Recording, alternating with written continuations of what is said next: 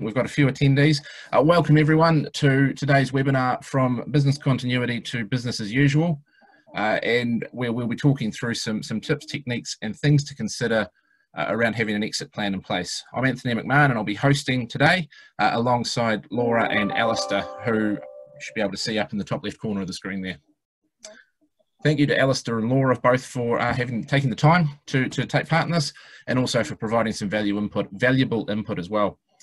Just going to do a very quick introduction of the three of us. So I'm Anthony McMahon. My background, I have a strong background in technology. I've worked as an enterprise architect and within services management, where I spent a large part of my career actually managing major IT incidents, which often included the invocation of disaster recovery, which is not quite the same as business continuity, but it does involve an exit plan as well. So I've had a bit of experience with technology coming out of things where it shouldn't be. I'm now an independent technology consultant, providing guidance to businesses on how to tie tech plans into strategic goals in order to achieve the best possible outcomes. Joined with me today is Laura Toplis. Laura was previously the Business Continuity Coordinator for the New Zealand Ambulance Service and has developed a product from her experiences called BCP Builder, which is an online business continuity plan template. It helps small and medium-sized businesses quickly design and build their own unique, compliant business continuity plan. And when I say compliant, it's compliant to ISO standards, to be better prepared when disruption strikes, to respond rapidly and recover confidently. So thank you, Laura. Welcome. And also on board, we have Alastair Miller. Alastair actually gave me a very large profile, which contains so much alphabet soup in the abbreviations that you've got to trust he knows what he's doing. I'm not going to read them all through because we'll be here for most of the hour. But he's a certified ethical hacker and has qualifications in CISSP, ISSAP, and CCSP. He's now the CISO, the Chief Information Security Officer for Network Services Partners? Providers, or NSP, as they're better known, where he offers a deep understanding of IT governance, risk management, security strategy, and architecture to enable businesses to take technology from a cost to a driver. So the three of us are here today. Just a little bit of housekeeping for this. As it's a webinar, we've got broadcast only, so you'll hear from Laura, myself, and Alastair. We do have the opportunity to ask questions, and what I'll ask of you is if you could put them into the Q&A section rather than the chat section. And the reason for that is that we'll be able to keep track of them in a better way. We'll identify which ones we've answered. We're going to go through a few slides first up, and then we'll switch to more of an open panel conversation where we'll facilitate those questions. I've got a few to put to Laura and I've got a few to put to Alastair. They may have some to put to me as well. But anything that you do put in that Q&A section, we will endeavour to get to. This session has also been recorded and we'll make it available to everyone who has participated and everyone who can't make it, because I know there's some people who are interested around the world, not just in New Zealand. But the main focus and the reason for running it today and not later in the week, we have the pending announcement later this afternoon of what's going to happen with our lockdown levels for New Zealand. So the intent was to try and provide some guidance ahead of that for those businesses who may be able to start to open up some of their services, and also provide guidance for the businesses as we move into less restrictive solutions such as level 2 and hopefully level 1 as soon as we can. So we'll kick off. Today, what we're going to cover very briefly before we get to the open panel, just some high level things to consider around exiting a business continuity plan. I'm then going to have Laura will talk us through business impact and risk threat analysis and how to apply those at this stage of your life cycle as well. Alastair's going to touch on some of the security considerations you need to make. I'll finish up by tying it back to what you need to think about for your technology plan, and then we'll go with an open panel and concluding with open questions as well. So as I say, if you've got any questions, fire them into the Q&A session, and we will do our best to answer them as much as we can in the moment. So very briefly, coming out of a disaster recovery scenario or a business continuity scenario, which way you look at it, there's a few things you should be considering early and planning the sooner the better. They're not complete detail, but what you need to be doing with these is making sure that not only the business decision makers, but also the people within the business know them. And the reason behind them is, particularly in this case, just because the government says we can go from level 4 to level 3 and businesses can open, that doesn't necessarily mean they're making the decision on behalf of the business. It's still up to the business owner and it's still up to the people within the business to make that decision and determine what's best for them. So some of the things to consider is who in your business is making the decision. Do they know they're making that decision? And does everyone else know they're making this decision? Sorry, I just see one question come through, Mark. Yes, the slides will be made available as well. So we'll be able to pass them through to you. So tick that one off now. So who's making the decision? And what's the decision point based on as well? What are the decision points that will drive it? And Laura will talk through some of this with the business impact assessment and the risk analysis, and also the security elements. What are some of the things you need to be considering within your business to actually open it up? You know, if you're in a fresh fruit and produce, can you open tomorrow, or do you need to get in and clean the entire store that you work from because it's had rotten fruit for 2 or 3 weeks because you haven't been able to get in there and deal with it? The second part of this is how you're going to communicate it. How do you communicate it to your customers? How do you communicate it to your staff? You want to have a point where staff aren't operating on rumour and innuendo. They know that when they've heard from their manager that they can come to the office tomorrow or Wednesday or Thursday or Friday, that that's a factual statement and they're able to follow it. You don't want that confusion amongst your organisation that people don't know whether they can come or can come into the office or have to stay home. What do you need to undo? So I know for some companies, not everyone, the cloud has certainly, or working in the cloud has enabled a lot more remote working, but for some companies, they've probably punched some very big holes in their security infrastructure to be able to work from home. So what do you need to start undoing? And Alastair's going to cover some of that off as well. And then the final point as well is what do you want to keep doing once you return to normal? There's probably a flip side to this as well, is what do you want to stop doing once you return to normal? I'm going to pass to Laura now for the next segment, which is business impact analysis and risk and threat assessment. Thanks, Anthony. Great to be here today. So the first thing I wanted to discuss was that when you're ready to return to your new normal, it's important that you hold a debrief and take stock of what has happened. So have a think about what went well, what didn't go so well, and any lessons learned that you want to carry forward. So if you're working for a bigger organisation, there might be something that one of your departments or one of your teams implemented that was really genius, and you could roll that out across the whole organisation. But if you don't hold these debriefs, then the lessons learned can be just lost, and they're not lessons learned then, are they? So during this meeting, you should also review your business impact analysis.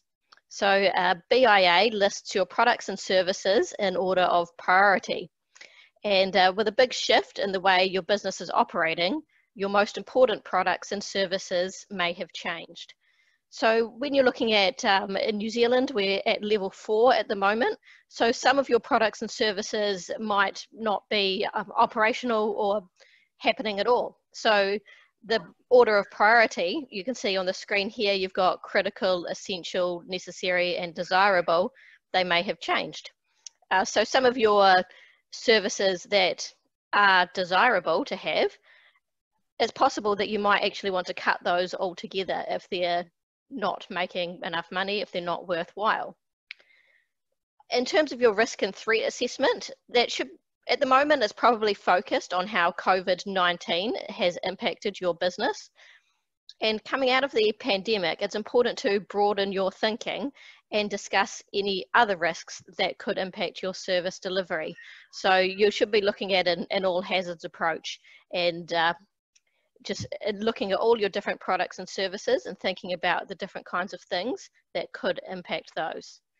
Now, Alastair has a few points to make on security and risk and threat assessments. Yeah, it's the important thing to consider here is now that the environment has changed to who your main threat sources and threat actors can be. Usually, from a security point of view, you're thinking of the hackers, the activists. But in this case, you're now looking at as a threat source as COVID itself. So obviously, it has no sort of mental impact. It's not planning to do stuff, but it's going to impact various services and features that your organisation would offer. Now, a non-thinking threat source is kind of environmental, so the same as a hurricane, a tsunami, a fire. So your risk assessment, you've got to add in a pandemic to your risk assessment. Most people are unlikely to consider that. Earthquakes in New Zealand is definitely something that most people will have in a risk assessment. They may well have understood that a natural impact is different to an individual or a sort of a thinking source. But COVID is, especially for organisations that are international, is going to be reflected differently in each country. Australia and New Zealand have taken different approaches to how they are going to run their businesses. Australia is much more open than New Zealand, even though we seem to be approaching the outcomes seem to be quite similar at the moment. So, yeah, there's a difference there of exactly how each international market may affect or be affected by COVID-19. So, if you are international, you're going to have to look at each market and sum up how they're working on COVID-19 themselves and how they are. You're going to have to find out from their local health ministry what they're planning to do with it and how that will affect you. So suddenly your risk assessment spawns an international aspect that can suddenly, well, can run out of control if you really are a truly international company.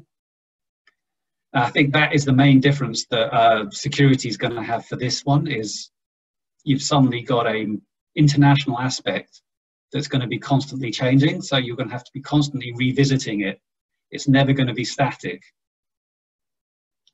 And yeah, so it's constantly moving, basically. You can't just keep one view and then go, that's what we're working from. You're going to be constantly moving. Even I imagine New Zealand itself may go down to level 3 and then go back up to level 4 if something unfortunate happens. Or we may go to level 2 and then 3, so it's never going to be static. So you're going to have to keep moving. So yeah, that was my main point on this one, is it's a very dynamic risk assessment that is going to be, if you are international, constantly changing. It may even change within New Zealand, with certain cities being locked down more than other ones. So the dynamic aspect is going to be important. So yeah, that was me on this point.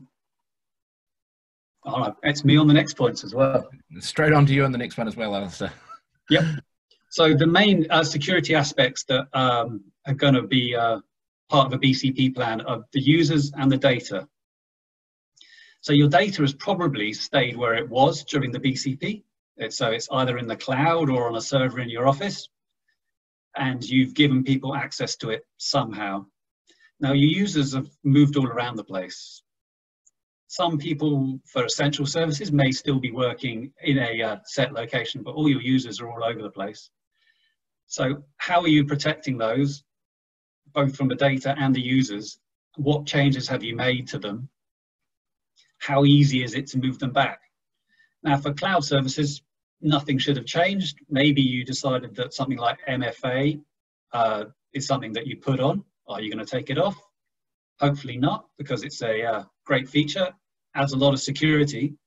You may get some pushback from users that it's unnecessary.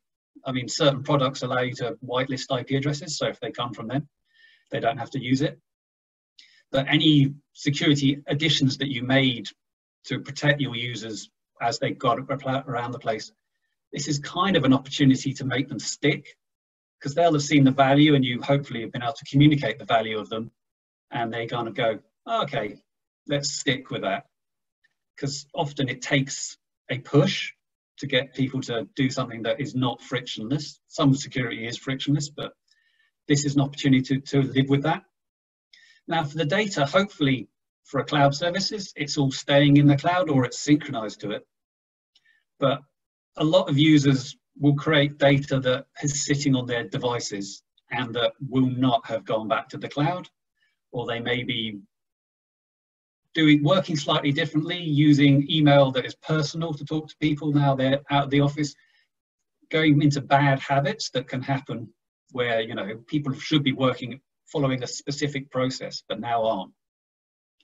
So data can be fragmented, and getting it back to where it all should be, making sure it's all synced up and there's not a huge number of versions, is just hard work.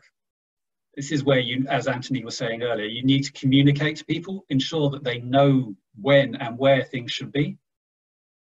So is it all backed up? Is it in the right place? Is everyone confident that the version is correct? And then hopefully you've been doing this over the period, but have you been actually accessing the logs to see who's been using your data? Is it all who should have been, or people who should have been haven't been? And that is often an indication that they're running on offline copies of things. And then have you tested going into BCP your security measures, that you're confident that your organization is not taking a huge risk by rolling into BCP? And then have you tested rolling out of them with the security? I'm not suggesting penetration testing or anything that extreme. We haven't had the time or the costs, but there's a question. Hopefully you shouldn't have to destroy any data that they've taken across. It's just making sure that it's secure and that it's all the same version. The problem is when things get offline, this is more for servers that you run in Office, and that could be a challenge. A lot of people will have shredders for their personal information, their PI, for bank statements and things like that. If you could encourage them to use that. Otherwise, it can end up in the recycling. And dumpster diving usually happens at corporate large-scale dumpsters. I can't imagine people are going to dumpster dive at individuals' levels, not unless there's someone well-known who the local media would be interested in getting something for them. So you can encourage that as just destroying data and, you know, shredding normal documentation that they get. But I wouldn't make a special note of that. But it may be worth saying as part of Anthony's communication plan that destroying things they printed out. Certainly PII should be considered, and with the law changes coming in November, it's something to start educating all employees on what PII they're accessing and whether they should be and how they're actually controlling it. But hopefully they're not printing out a lot of PII at home. If they are, and that's something they can do, I think that's a bigger issue that the organisation has. Because printing out PII in the office is quite risky. Printing out PII at home would be an issue that the Privacy Commissioner would probably want to know about. And some of that also ties into your existing policies and processes, if you've got them, as to what they say should be done with PII or physical copies of data, really, shouldn't it, Alastair? It should be, and yeah, I would definitely be looking to leaving all PIIs electronic, and with the new law changes saying, is it accurate and is it up to date? It should definitely be part of that, and people printing out stuff at home is probably a no-no. Yeah. I'll take the opportunity, we'll move on to the next slide, then we'll have that chance for that open forum as well, where there's some good questions there. Mark, I see a couple of yours that I do want to come back to as well. So some of the things that Alastair and Laura touched on there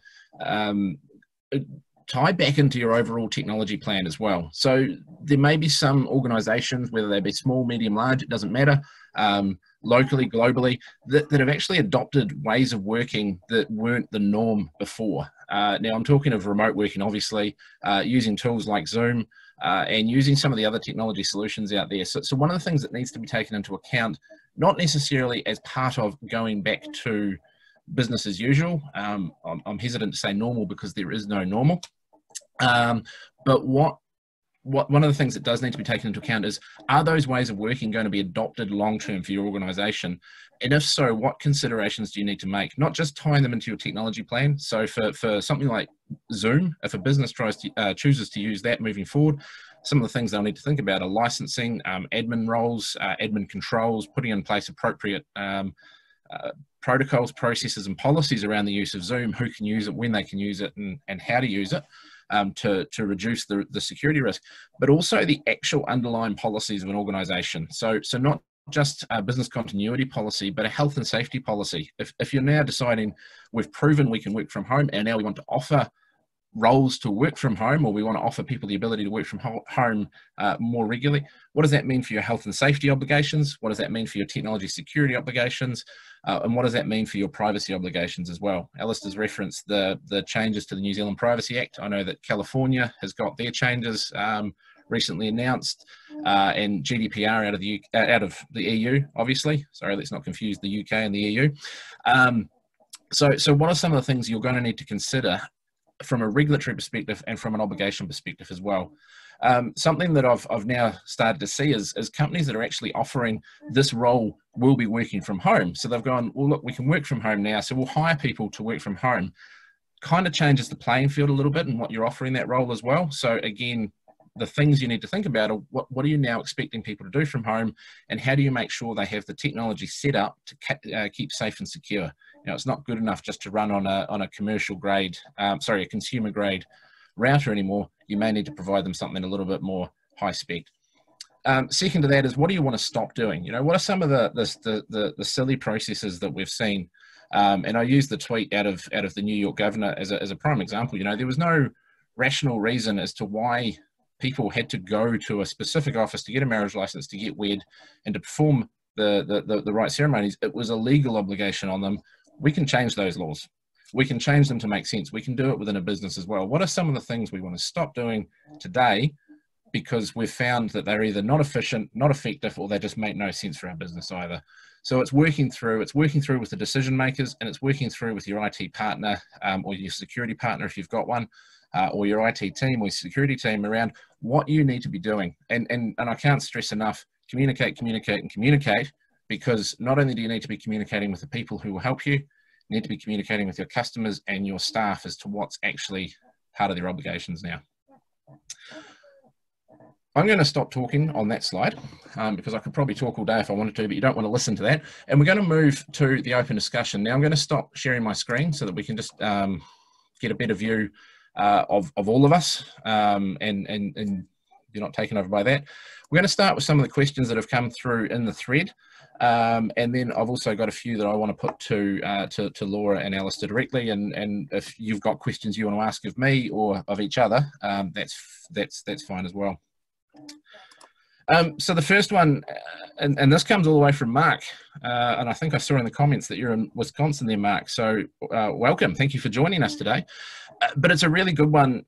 I don't know if we have the honest answer for you at the moment, but you've asked the question about the considerations of staff that become or are found to be unwell once they've come back to work. I'm going to let Alastair or Laura have a chance to answer this as well if you guys want to jump in. I do have a view, but if you've got something you want to add first, then that'd be great. I think a big part of it is about the culture of the organisation. So I think it's going to be really important that people feel safe to call in sick.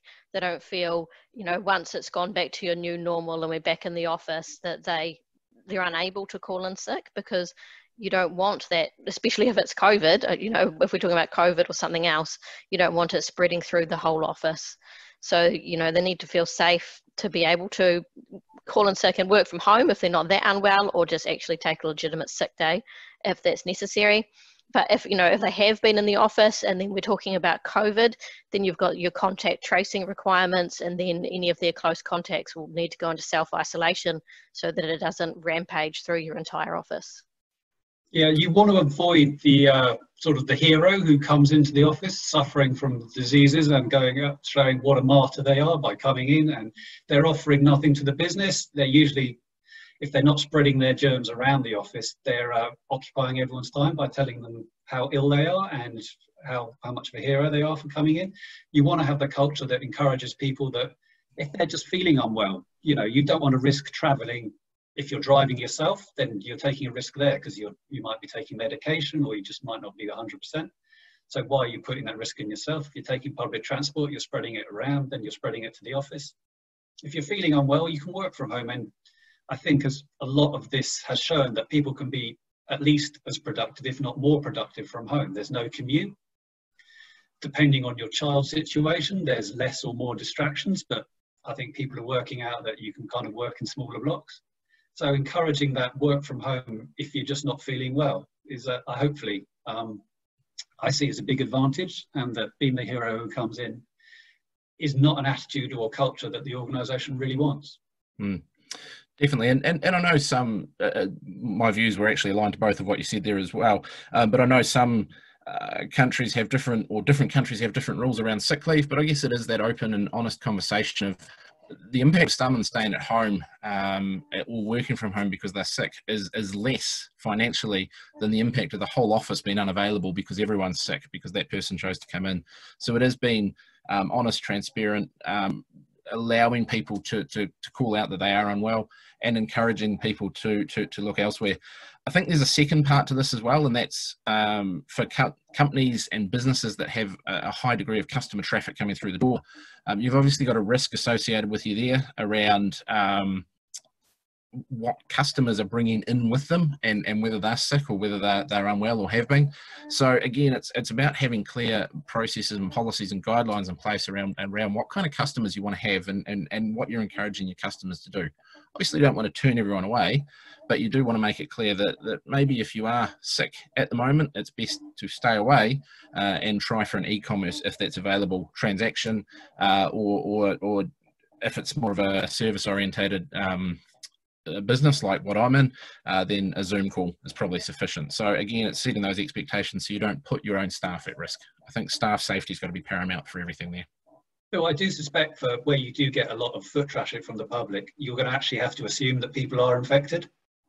You're just going to have to take that they are a threat and then build your precautions to your staff around that. So as supermarkets have done, having distancing around the checkout, having screens in front of it, they're just going to have to assume that people are infected. And again, so if you've got people coming into a store, build the precautions as if people are infected. Don't treat them in a dismissive or rude manner, but just assume that they are the threat.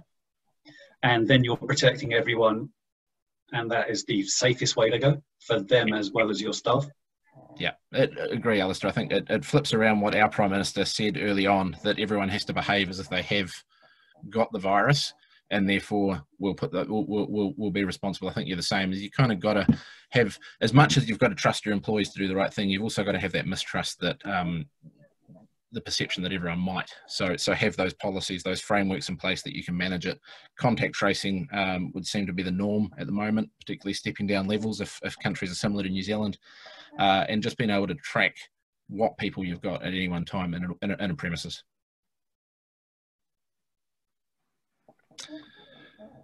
Right, thank you. I'm going to jump to some of the pre-prepared questions. There's a couple of others that are coming through here, but I think we have kind of touched on them with data management, data governance. So I will, I see there's a few more others there, which we'll jump to, but I just want to go to some of the pre-prepared ones. And Laura, this one's more aimed for you, but Alastair, feel free to answer it as well if you've got a view. What are some of the things that do catch people out and businesses out when they actually start to exit from a business continuity scenario? So in your experience, what are some of the things that have tripped them up along the way? So from me, no one's going to be returning to normal because it doesn't exist anymore. So you need to work out your new normal and what's going to work for you, what's changed. It's important to carefully think through about all those changes that you do implement, particularly as we move through in New Zealand. We have 4 alert levels, so we're considering moving down to alert level 3. So what does that mean specifically for your business and what changes you have to implement there? And it's really easy to create new problems while you're trying to fix an existing one. So, when you're putting in measures to contact trace or social distancing, things like that, it's important to consider the overall ramifications so you don't end up making a huge mess of it and creating some huge ungodly process that nobody can follow. Thanks, Laura. Alastair, any other thoughts? Well, usually if you've actually created a disaster response or business continuity plan, you will have created a rollback scenario. And as Laura rightly said, no one's going to be rolling back now. There is no going back to how everything was. So if you did have a rollback section, it's probably out the window straight away. It's, as Anthony specified at the very beginning, it's what bits are you going to be moving and when and how. So, well, how is, I guess, the questions we're dealing with here, but it's going to be much more micro rather than a whole big rollback plan. So you may be moving some bits back, and that's where you then focus on the little bits. So a big rollback plan is out, minor rollback plans for little areas are in. So it's the mini rollback. And on that train of thought, for smaller companies, for the companies that are a little bit more nimble and quick, they will find this a bit easier to manage. But larger businesses, and probably preface that by saying anything over 50, or maybe any company that runs out of 2 distinct locations or 2 different cities, probably going to find this a lot harder. So what are some of the things that they should consider? I think that they need to be open and flexible to new ideas. So I actually had a message from someone today who was saying, you know, they're going through a huge restructure and redundancy so that all of their staff can work from these hubs, because there's a perception that they can't work from home, but they're actually working from home now. So there needs to be some, you know, flexibility from top management about being open to these new solutions and that they can actually work. Yes, hopefully this has given faith to management's somewhat sniffy views on home working. that actually people are productive, and that there's often a lot less distractions and people get a lot more done. I mean, obviously customer interactions have changed, but actual working from home is still a productive way of going forwards. Definitely. And I think what we're seeing is the barriers to working remotely are not the people, but typically the process or the way work is received by certain people. If, you know, there's some jobs that physically can't work remotely because they actually receive work in a structured manner and they have to deliver that. But for many others, the challenge has been that they just can't get the work they need to do, whether it be data input or data management, and therefore it's a company problem as opposed to an individual problem. Yes, and I guess that's where we're looking at the processes. Running a BIA on the processes to actually make them available to home working is definitely something that may go on. I mean, I see Peter's raised the question of, are we going to review, redo all those plans? The answer is yes, that it's start again and lessons learned. Because yeah, we're going to start from a different position to where we were beforehand. As Laura said, that there's a new normal, everything's going to be a lot more flexible, and change is almost guaranteed to happen again and again now. Definitely. And it's showing that the risk that was always there of pandemic is actually a real risk. It's not just this perceived, well, we've cured all the bugs and we've cured all the viruses, so pandemics aren't a problem anymore. Actually, they're a pandemic because we haven't cured them, because we don't even know about them. So reviewing those impact assessments and plans post COVID-19 is critical to include it for any pandemic that may happen. Absolutely. And in terms of the good practice guidelines, that's one of the standard things, is that after any disruption that you should be reviewing all of your plans. So I would expect that, you know, the plans should be reviewed. And if they were an all hazards plan to start with, hopefully, you know, there might not be that many changes. But I'm guessing there'll be a lot of innovative solutions that have come out of this that should be brought into the plan, so that in 5 or 10 years, people can review the plans and they can see all the learnings that happened, and you know, so all that, you know, information isn't lost. Definitely. And it's one thing that when I was managing major incidents, one of the things we endeavoured after every incident was to run a post-incident review where we didn't look at root cause. That was the realm of problem management, if you're familiar with the 2 segments of service management. What we were doing was looking at breakdowns in the process and identifying, were these scenario-based breakdowns, did the process have to be broken because of what the incident was, or was it because the process itself is broken, and what changes do we need to enact on the process that we then communicate out for next time? Because it could be that the scenario we encountered wasn't one we'd ever planned for, and therefore the process wasn't fit for purpose, but you could change that, or you could adapt that as a scenario. So definitely bring those in. One of the other questions coming through in the Q&A that I want to address comes from Daniel Watson. And Alastair, I'm going to put this one to you to answer. It's around temporary solutions, and what Daniel's asking. Temporary solutions have a bad habit of becoming permanent. What suggestions and ideas have you got on how to ferret out any shadow IT bodges that were done at this time, so that we can at least formalize them or reverse them? Well, if they involve cloud services, a cloud access security broker, a CASB, is a really good tool. I would recommend it in learning mode, or sort of transparently, so you then get to see what's going on. If those were the changes made, that's the perfect tool. I mean, it gives you a good view of where your company, or what your company is using, what it's paying for, and where your data is going. But if it's actually changes to your own systems, a lot harder. And that goes back to my suggestion about looking at access logs, seeing who's been where and what they've been doing. Hopefully, if you have some kind of security function, they've been looking anyway, because this BCP period has been an additional risk to your organization's security posture. So someone should have been proactively looking. If they weren't, it's again a chance to get someone to run through those logs, see who's been doing what. Hopefully you can automate it as much as possible, but unfortunately some of it may well be manual.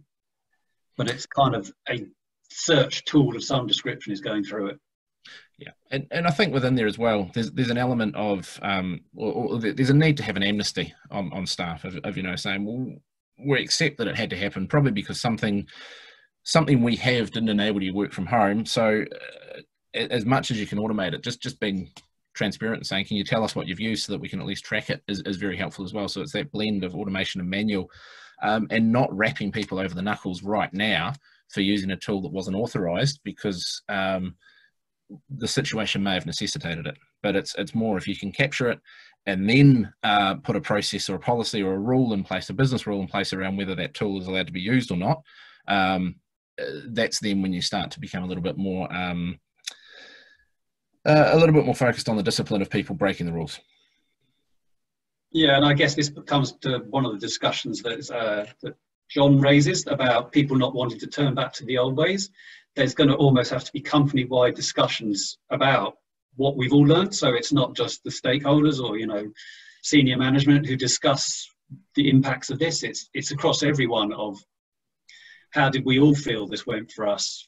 Did this work for you? Did this work for you? Does this, what issues did you run into? It's going to have to be a whole big company-wide discussion.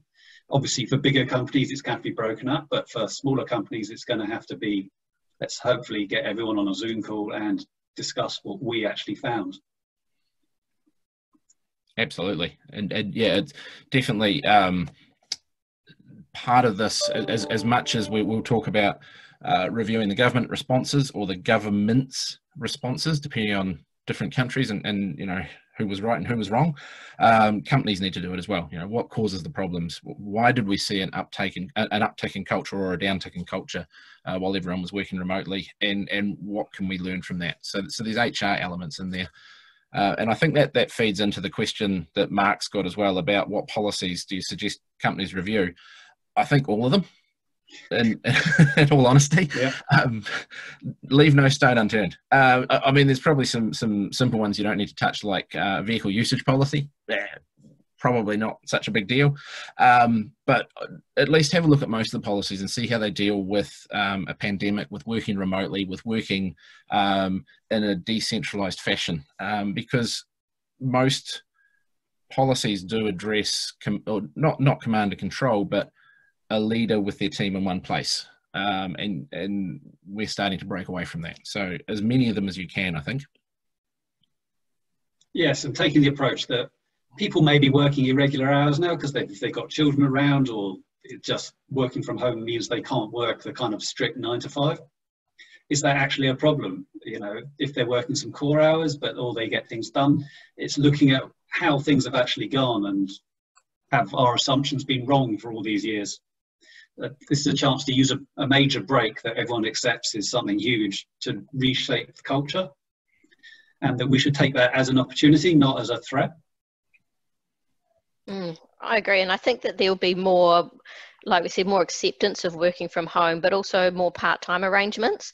So in regards to the question about, the toxic office culture, I think having a break from the office and say doing 2 days a week from home can make that toxic culture far less overbearing, because it doesn't become your 5 days a week, normal.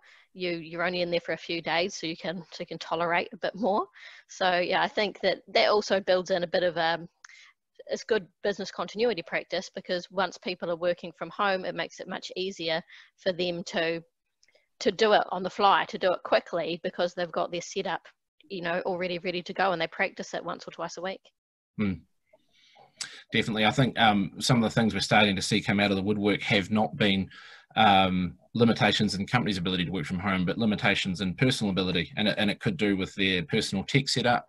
You know, not every house is created equal, so some have got great investment in technology, some have got less, and I think for some people that have struggled to work from home previously, that are now knowing what those barriers are, there's an opportunity there to have a good conversation about whether it's right for them and what they need to change as well. And I think that comes back to the point that I made earlier about within your policies. If you're saying we enable people to work from home and we encourage them, well, what do you need to offer them to make it possible? You know, you can't just expect that everyone will work from home because they have an internet connection. If they've got a dodgy router, do you need to help them invest to get the right router, or at least offer them solutions as well?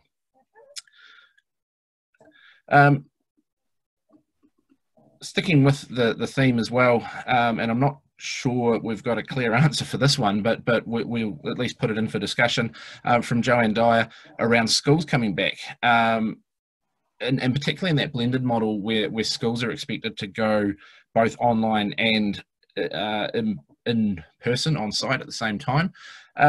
Laura, Alastair, any thoughts on how schools can be managing that return to normal from a technology perspective, particularly if a teacher has to stand in front of a camera in a class? Yeah, I've seen a lot of discussion around this, and I know that the teachers are particularly unhappy about it.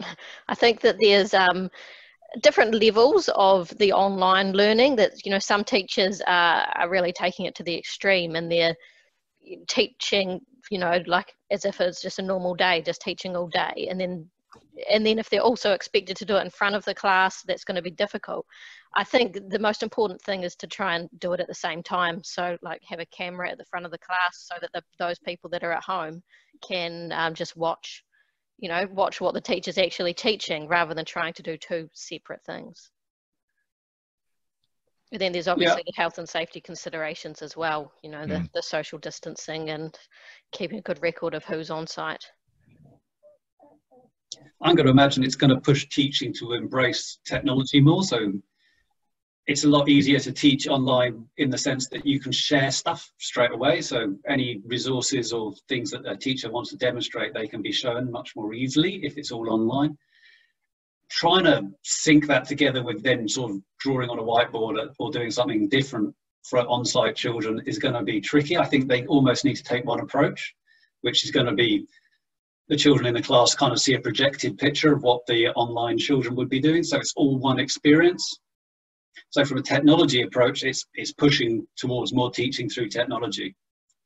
So having that on a computer, basically using all the online resources, and then kind of that's the way it will go. And then obviously, even if all the children do come back, that's an approach that can be embraced, because it's just a lot easier to convey information like that. You can record it, as you can record these meetings. So children who aren't there, as a sick child, can then get all his lessons recorded. It just seems like a chance to, again, break the old normal and go with a new pattern. And as for sort of making decisions about sending children to school, I guess that's the parents' decision, whether they feel it's safe. I think no one can make the decision for children but their parents on this kind of matter.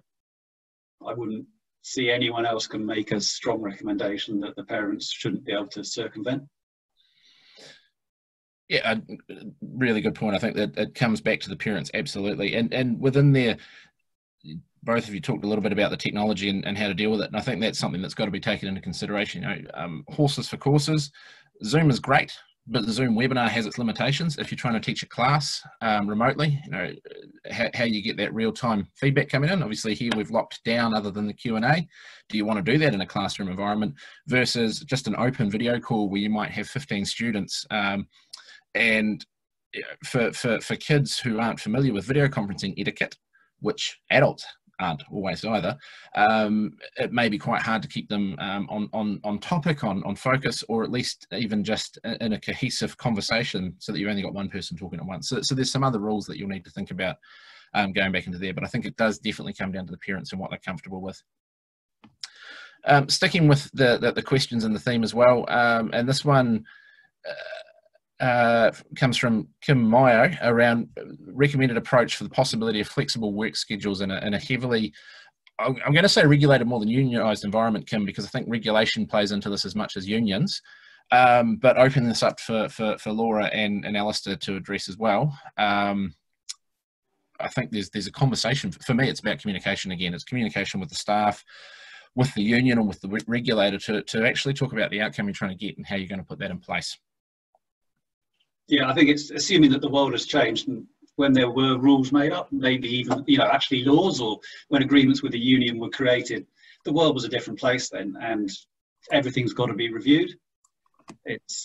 And I imagine, certainly from a union point of view, keeping their members happy and employment will be their main concern. Therefore, making things more flexible is usually what a union wants. I mean, sometimes not, but most of the time it's making sure their employees are employed and happy, which is usually, flexibility is good for that. I think one of the biggest barriers would be, you know, with the shift work and people, you have to work around your colleagues. So obviously, you know, not everybody can have a flexible schedule because somebody's got to be there at certain times of the day.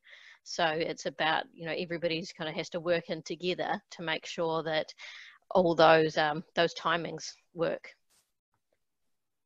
Definitely, and I think even in certain areas where there's shift patterns, the remote working and the businesses accepting remote working actually works out better for the employees. An example I've got was when I used to work for a bank, for a local bank here in New Zealand, and we were looking at split shifts for our call centre operators. Now that's a unionised workforce.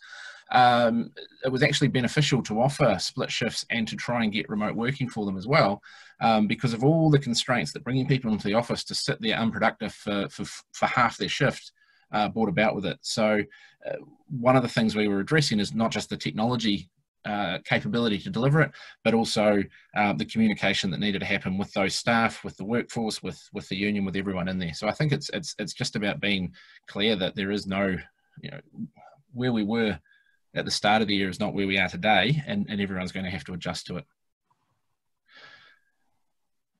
I'm just going to, there's another question from Kim as well, which I want to stick with.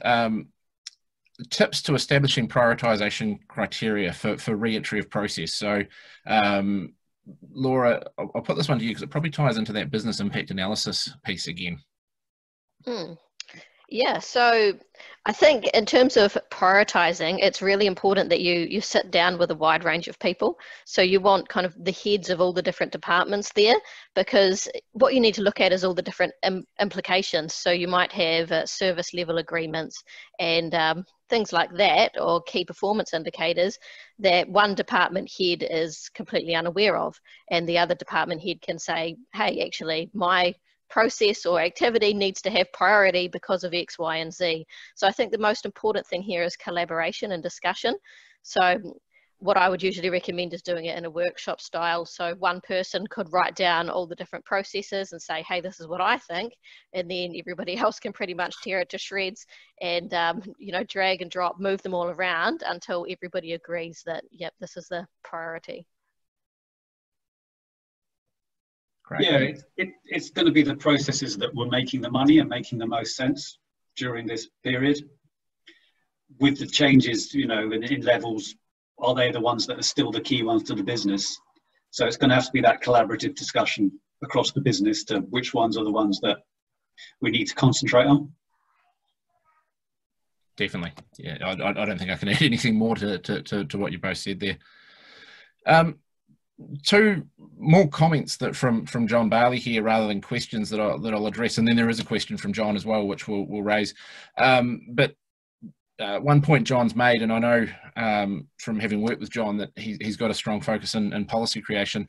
He's made a very clear point here, that a very good point, that policy creation isn't just top down. It's not just the directorship or the board or the owners deciding what's going to be in the policy, but it's collaborative.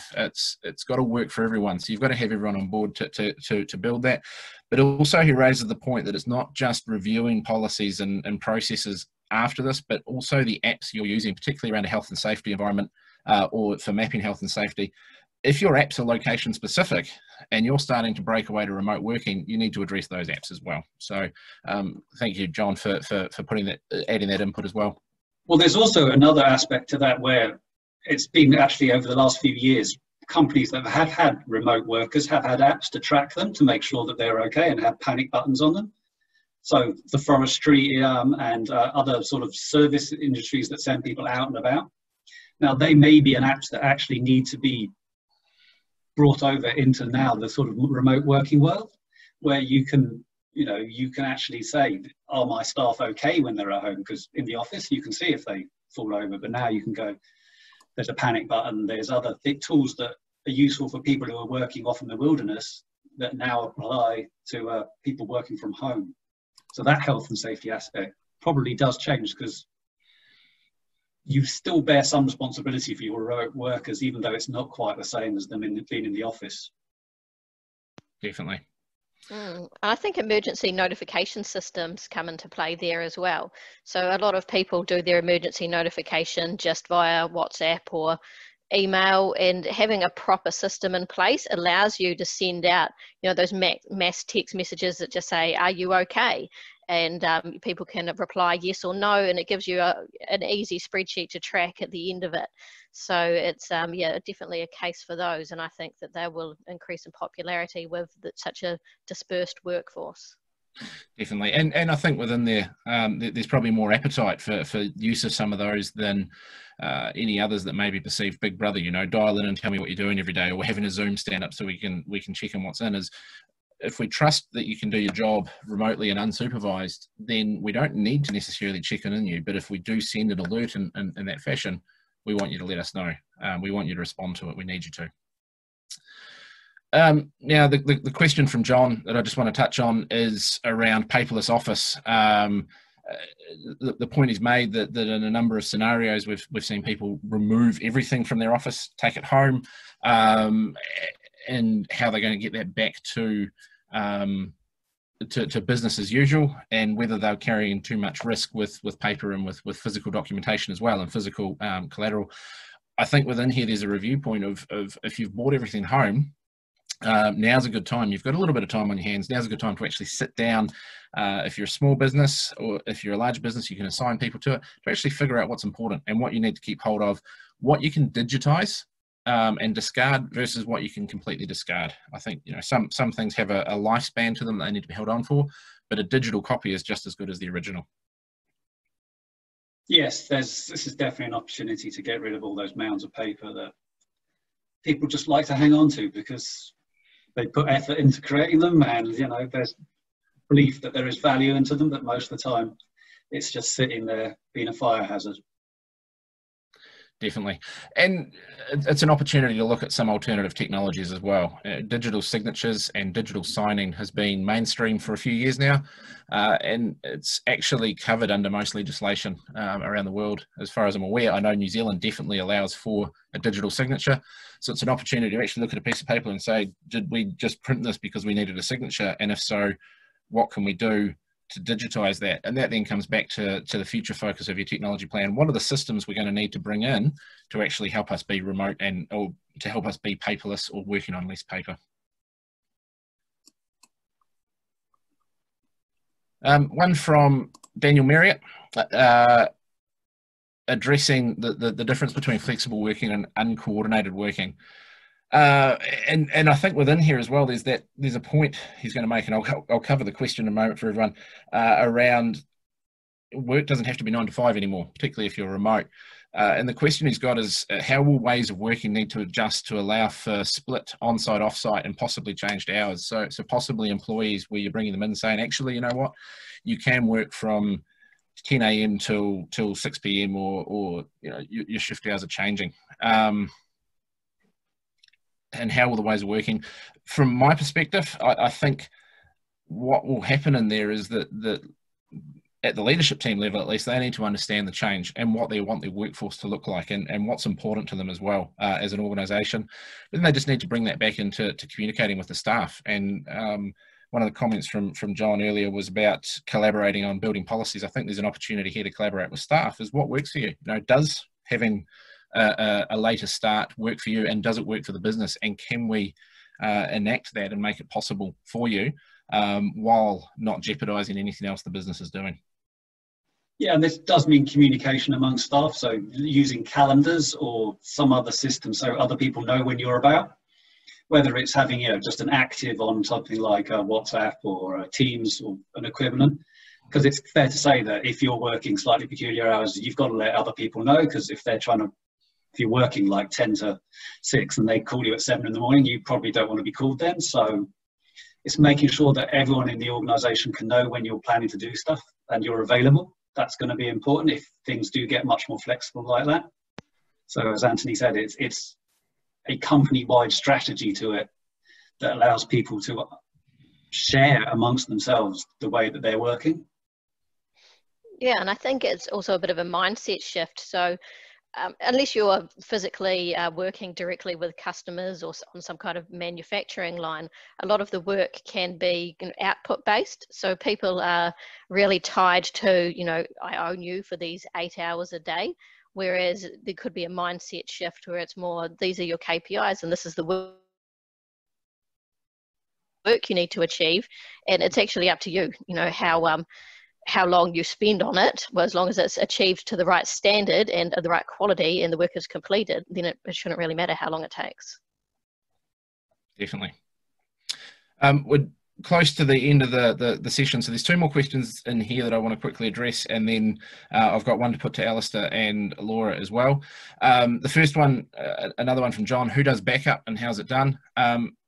For any organisation, if you're working with a technology partner or if you've got a technology team, part of the services they offer should be backup. If they're not offering your backup solution, you might want to have a very good conversation with them about why not.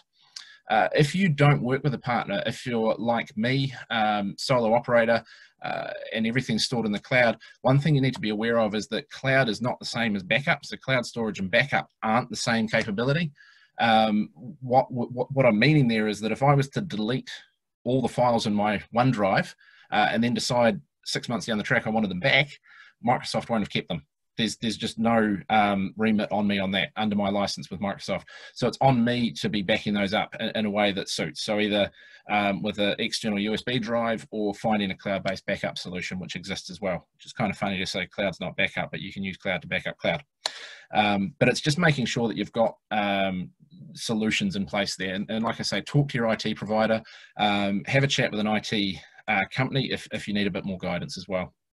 The other one that I just want to address is finally from Kim, talking not just the files that have been moved and shipped away, but some companies have actually had to send home desktop computers for their staff to work remotely. And whether we've had experience in having equipment shipped back to the office and how messy it was.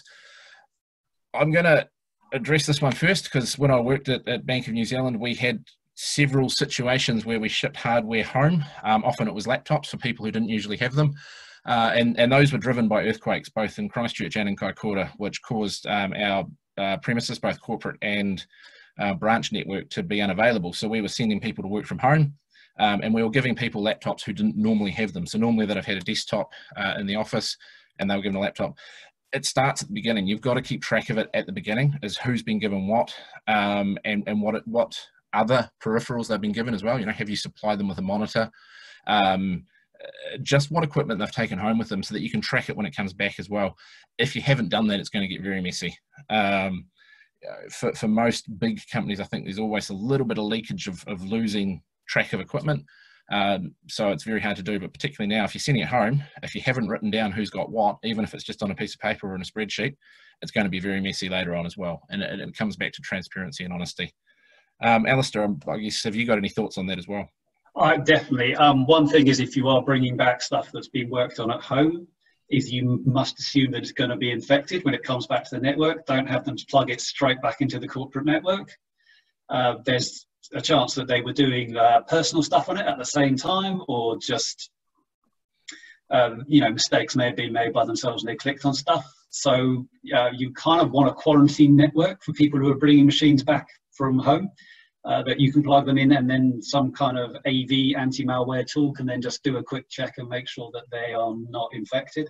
Otherwise, you run the risk of suddenly coming back from this and getting your whole network ransomware.